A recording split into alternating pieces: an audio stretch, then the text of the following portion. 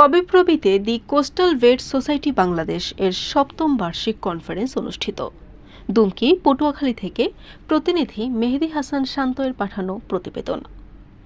পটুয়াখালী বিজ্ঞান ও প্রযুক্তি বিশ্ববিদ্যালয়ের টিএসসি কনফারেন্স হলে দি কোস্টাল ভেট সোসাইটি বাংলাদেশের সপ্তম বার্ষিক কনফারেন্স দিনব্যাপী এক উৎসবমুখর ও জ্ঞান সন্ধানী পরিবেশে সফলভাবে অনুষ্ঠিত হয়েছে। উপকূলীয় জীববৈচিত্র্য ও প্রাণী সম্পদের সুরক্ষায় ভেটেরিনারি সায়েন্সের কার্যকর ভূমিকা শক্তিশালীকরণ এই প্রতিপাদ্যকে কেন্দ্র করে সম্মেলনে উপকূলীয় অঞ্চলের টেকসই উন্নয়নে ভেটেরিনারি সায়েন্সের অগ্রণী ভূমিকা নিয়ে নানা আলোচনা ও গবেষণা উপস্থাপিত হয়। প্রধান অতিথি হিসেবে উপস্থিত ছিলেন পবিপ্রবির উপাচার্য প্রফেসর ডক্টর কাজী রফিকুল ইসলাম।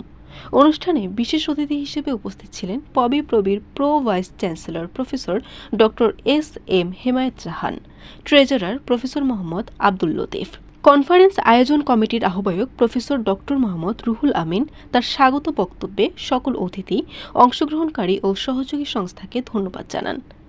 বাংলাদেশ কৃষি বিশ্ববিদ্যালয়ের প্রফেসর ডক্টর মোহাম্মদ মাহবুব আলম মূল প্রবন্ধ উপস্থাপন করেন, যেখানে তিনি উপকূলীয় অঞ্চলে প্রাণী সম্পদ উন্নয়নের জন্য টেকসই উদ্ভাবন ও যুগোপযোগী ভেটেরিনারি প্রযুক্তির গুরুত্ব তুলে ধরেন।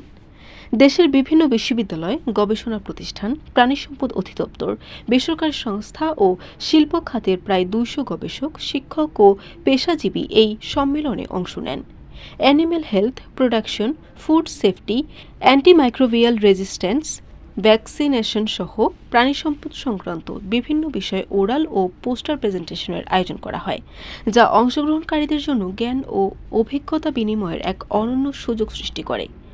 প্রাণবন্ত আলোচনা, গবেষণামূলক উপস্থাপনা ও গঠনমূলক মতবিনিময়ের মধ্য দিয়ে কনফারেন্সটি উপকূলীয় প্রাণী সম্পদ খাতের উন্নয়ন ও সমন্বিত প্রচেষ্টাকে আরও বেগবান করার অঙ্গীকারে পরিণত হয়।